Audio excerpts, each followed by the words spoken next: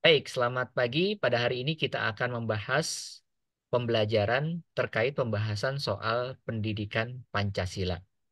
Kita bahas 10 soal dulu ya, berkenaan dengan Pancasila.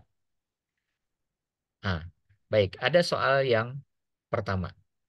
Nah, saya harap Anda bisa melihat semuanya. Ya, oke.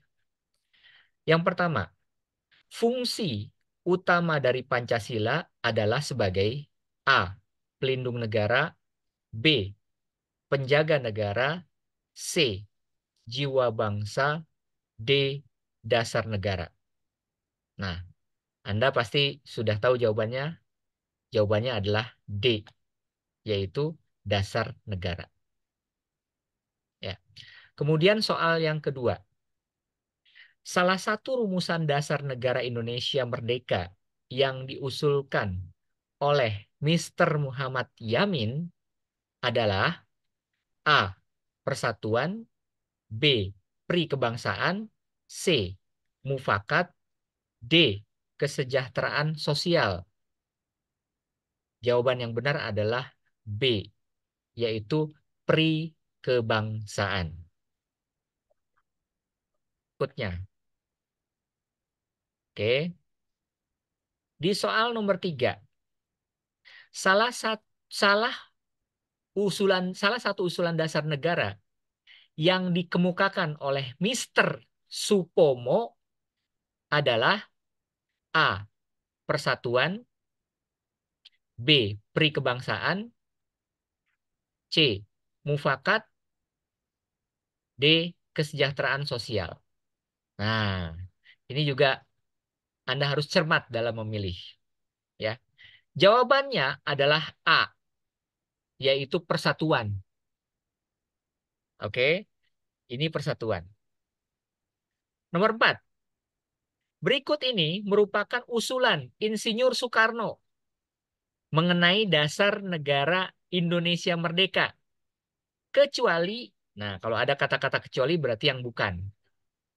A. Persatuan, B. Ketuhanan yang berkebudayaan, C. Mufakat dan atau demokrasi, D. Kesejahteraan sosial. Jadi yang bukan merupakan usulan dari Insinyur Soekarno itu adalah yang A, yaitu persatuan. Oke? Nah, itu terkait dengan dua soal tadi. Soal nomor 5. Rumusan Pancasila yang dipakai sampai saat ini tercantum dalam A. Ketetapan MPR, B. Batang tubuh UUD 45, C. Keputusan Presiden, D. Pembukaan UUD 45.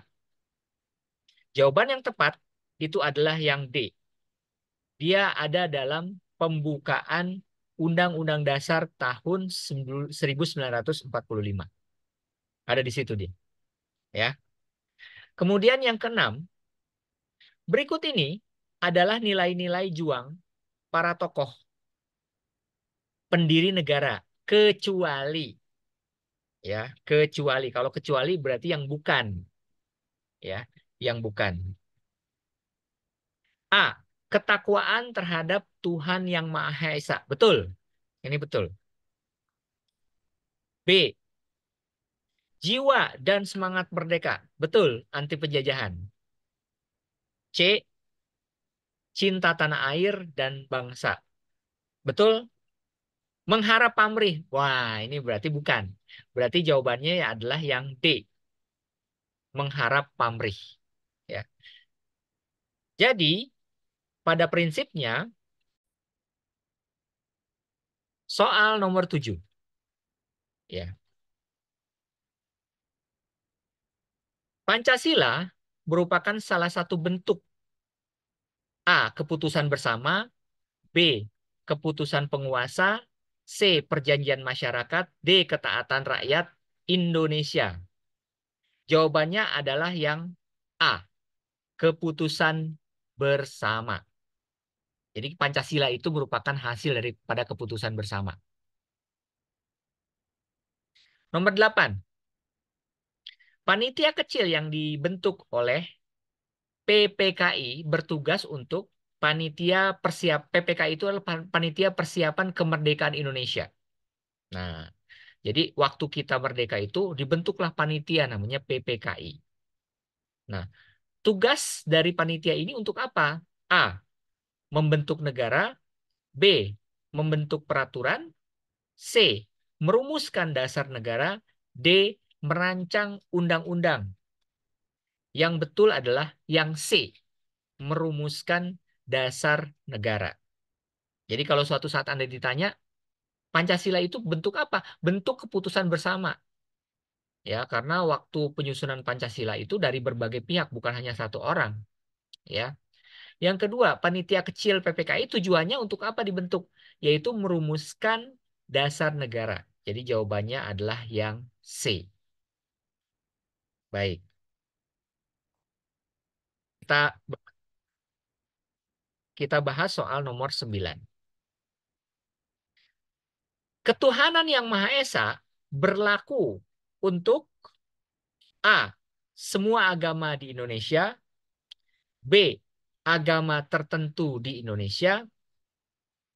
C. Orang yang tidak beragama. D. Bangsa lain. Anda pasti bisa tahu dong jawabannya. Pasti yang A. Semua agama yang ada di Indonesia. Ini jawabannya. Oke. Kemudian nomor 10. Sikap yang ditampilkan para tokoh pendiri negara pada saat merumuskan Pancasila diantaranya adalah sebagai berikut. Kecuali, oke, A. Menghargai perbedaan pendapat. Betul, ya, sikap mereka. Karena berbeda-beda mereka. B. Mengutamakan kepentingan bangsa dan negara. Betul. C. Mengutamakan persatuan dan kesatuan bangsa. Betul. D. Mengutamakan kepentingan golongan. Salah. Berarti jawabannya adalah yang D. Mengutamakan kepentingan golongan.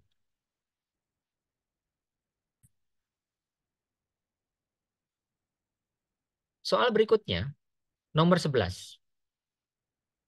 Kehidupan di lingkungan keluarga harus berdasarkan kepada A. Norma-norma yang berlaku di masyarakat. B. Kehidupan anggota masyarakat lainnya. C.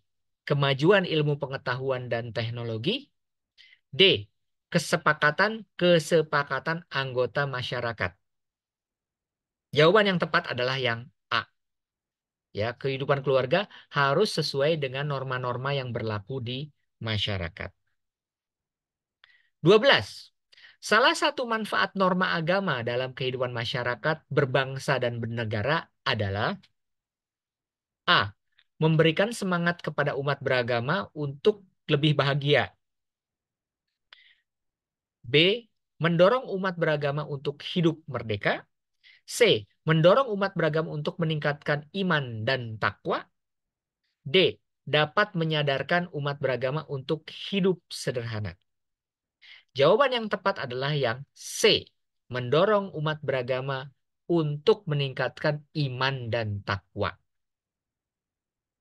Nah, nomor 13. Oke. Reva merupakan anak yang rajin dan cerdas. Dia juga selalu bertutur kata yang baik ketika berbicara dengan siapa saja. Hal itu membuat Reva menjadi anak yang disayangi oleh orang tua dan teman-temannya. Perilaku yang ditampilkan oleh Reva merupakan bentuk pengamalan norma apa? Ya. A. Adat. B. Hukum. C. Kesopanan. D. Kesusilaan. Jawaban yang tepat adalah yang C. Norma kesopanan. Ya. Kemudian yang nomor 14. Ya. Yang nomor 14, supaya kalian terhindar dari perilaku yang melanggar norma agama, maka kalian harus A. Mempelajari setiap ajaran agama, B. Membandingkan ajaran setiap agama, C. Beribadah sesuai dengan agama dan keyakinan, D. Mengikuti upacara keagamaan setiap agama. Yang benar jawabannya adalah yang C. Beribadah sesuai dengan agama dan keyakinan. Nah, jadi gampang ya terkait dengan soal nomor 15. Proses penyelenggaraan negara oleh pemerintah harus berdasarkan kepada norma A. Kesusilaan, B. Hukum, C. Adat, D. Kesopanan. Yang betul adalah B. Harus berdasarkan hukum. Ya, jadi jawabannya yang B. Kemudian, yang 16. Salah satu manfaat mematuhi norma dalam kehidupan sehari-hari adalah A. Terciptanya kehidupan yang tertib, aman, dan damai. B. Kehidupan yang selaras dan seimbang. C. Masyarakat yang makmur. D. Kehidupan yang sejahtera. Nah, ini jawabannya agak mirip-mirip ini, bingung nih ya. Pokoknya ingat, kalau mematuhi norma dalam kehidupan, mematuhi norma dalam kehidupan, pasti orang akan mewujudkan kehidupan itu jadi tertib, aman, dan damai. Ya nggak? Nah, kalau kita mau. Jadi jawabannya adalah yang A. Oke? Nah, soal nomor 17. Sebagai ketua kelas, Andi ditugaskan oleh Bu Dewi untuk memimpin musyawarah kelas untuk membahas mengenai jenis kesenian yang akan ditampilkan oleh kelas 4 pada kegiatan pentas seni. Akan tetapi, Andi langsung memutuskan sendiri jenis kesenian yang akan ditampilkan oleh kelasnya tanpa bermusyawarah terlebih dahulu. Tindakan Andi tersebut tentu saja tidak dibenarkan karena apa? A. Dapat menguntungkan kelas yang lain. B. Bertentangan dengan aturan pengambilan keputusan. C. Melalaikan perintah guru. D. Menyebabkan Andi dihukum oleh gurunya. Sebenarnya keempat-empatnya benar nih jawabannya ya. Cuman yang paling benar yang mana? Yang paling benar karena kita belajar PPKN dan kita ada kata-kata aturan, ya makanya kita pilih jawaban yang B. Bertentangan dengan aturan pengambilan keputusan. Jadi tidak sesuai dengan sila keempat. Ya, oke. Jadi semua harus berdasarkan musyawarah. Oke. Kemudian kita lanjutkan. Musyawarah merupakan cara mengambil keputusan bersama sesuai dengan prinsip apa musyawarah itu? A. Demokrasi Pancasila. B. Kebersamaan. C. Kesetaraan. D. Keseimbangan. Nah, ini Anda sudah bisa jawab nih. Sesuai dengan demokrasi Pancasila. Nah, oke.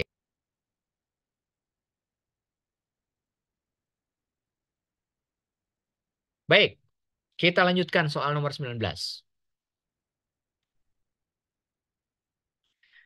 Musyawarah merupakan salah satu bentuk pengamalan nilai-nilai Pancasila, terutama sila ke berapa? Ke-1, kedua, ketiga, dan keempat. Sila keempat. Ya, gampang ya. Karena musyawarah. Kerakyatan yang dipimpin oleh hikmah kebijaksanaan dalam permusyawaratan. Perwakilan. Ada kata-kata musyawarah di situ. Kemudian yang terakhir. Proses musyawarah selalu mengutamakan prinsip A. Persamaan. B. Perbedaan. C. Hikmat kebijaksanaan. D. Keseragaman. Hati-hati nih. Jawabannya membingungkan. Ya, kita bisa bermusyawarah karena kita merasa sama. Ya nggak? Berarti jawabannya adalah yang A. Bersama. Ya, jadi persamaan jawaban yang tepat. Nah, jadi